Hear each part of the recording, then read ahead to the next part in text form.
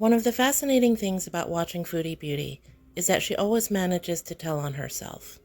When it comes to her own mobility, even this is no exception. While she's been in Thailand, we've seen a tuk-tuk taking, street crossing vlogger just seeing the sights. This is a far cry from the mukbanger who barely left her apartment in Kuwait. So which one is the real foodie? Let's start by taking a quick look back at my last video on the subject. It was a simple compilation of clips, ranging from December 2022 to this year. We all watched as Foodie started to move less and less, seeming to favor mukbang content over seeing the sights in Kuwait. While her weight was an overarching theme in all of this, she had many different excuses for not getting out. It started out with pain from the gym, and then it became the heat or her head covering. Here's what she had to say just before leaving for Thailand. I don't know what to do. Maybe we could go mall walking, but it's the same thing. It's too hot for me. And even in the air conditioning, fully covered at my weight. So I feel really dizzy, and I feel like I should exercise at first uncovered. Even like, maybe some sitting exercises at first, because I get tired very easily. And it's also, I feel depressed because I realize in these moments how,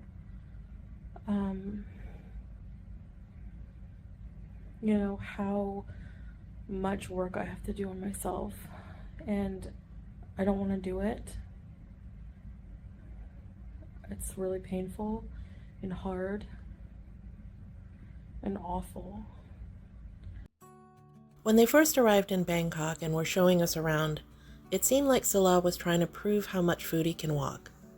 Gone were the days of trudging through the desert, dragging one leg behind her. Instead, Foodie was a globe-trotting tourist, showing us all that Bangkok has to offer. The strange thing about this is that he was filming her from far away, giving us full body shots that she normally didn't like to show. Even difficult things like getting into a tuk-tuk were filmed. Even when it seemed like she needed a helping hand, he didn't put down the camera, he just kept on filming. Are they fishing for additional views? Your guess is as good as mine. In my opinion, it wasn't until they got to Pattaya that the real work really began. Because of the nature of the attractions they visited, there was no way for Foodie to get around without walking. And it wasn't just about the walking. There were stairs almost everywhere they went. Hello guys, how is it going? Today we are here at the Big Buddha Temple in Pattaya, as you can see. Alright guys, yeah, there's a huge steep walk up there and on these little stairs. So it's going to be challenging for me, but I'll take breaks if I have to, so let's go. Let's go guys.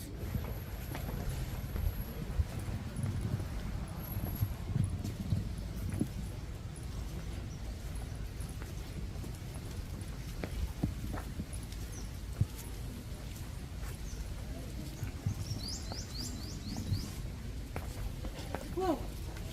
Huge bug.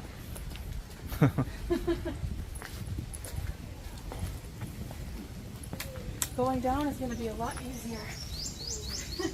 Yeah, of course, baby. It's like exercises. Yes. On their trip to the Sanctuary of Truth, you can start to see real physical signs of anxiety in Foodie. Even though they're essentially alone, after she climbs up into the back of the tuk-tuk, she's grasping at her clothing and looking nervously around. Anxiety will later become the reason she gives us for staying in the hotel in Bangkok.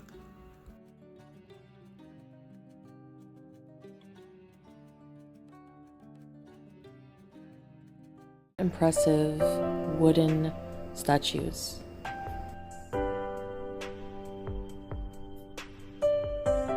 It's like a gorgeous castle. Another side character that re-emerged in Pattaya was the hookah pipe. Smoking shisha and its effects on her mobility have long been a topic of discussion, even back in Kuwait. It'll be interesting to see if she ever puts two and two together. Little out of breath. Okay. Anywhere. Now that they're back in Bangkok, it's more of the same. Lots of stairs, lots of walking, but this time, the tuk-tuks and taxis are back. This restaurant is very good service, food taste, and very reasonable prices. Exiting the shisha cafe and restaurant, the streets, as we looked around, were just alive, to say the least. You could smell a different myriad of foods cooking. There's people walking in all directions. You have to be careful not to run into anyone. There are also a lot of vendors selling all different kinds of things you can imagine. Going forward, it'll be interesting to see how much Foodie can keep up with all of this walking. She's essentially blown the entire mobility discussion out of the water, and so now it's just a matter of whether or not she wants to. Whether she wants to realize it or not, she's come up with quite a few solutions to her obstacles all on her own. In her mind, the heat will always be an issue, but here's the weather in Bangkok versus the current weather in Kuwait. While it's technically cooler in Bangkok, the heat index makes it feel like 102, and she's learned how to push through all the heat and humidity. After all of this, walking in a mall in the Middle East will seem like a piece of cake. One thing that's very obvious in her Thailand videos is that Foodie's still wearing the same tired pair of Skechers, and if you look very closely at her feet, she walks on the outside edges, over-supinating. I've dealt with this with an elderly family member, and the number one thing you have to do for this is get help. Over-supination can be tied to hereditary traits, weak or underdeveloped muscles, and also ill-fitting footwear. In the long run, it can be treated with motion control shoes, especially lightweight ones, and physical therapy.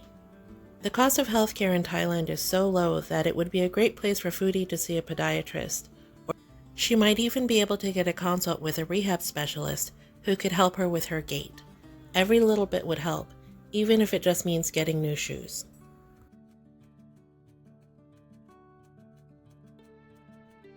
Another excuse Foodie has completely debunked is her restrictive clothing.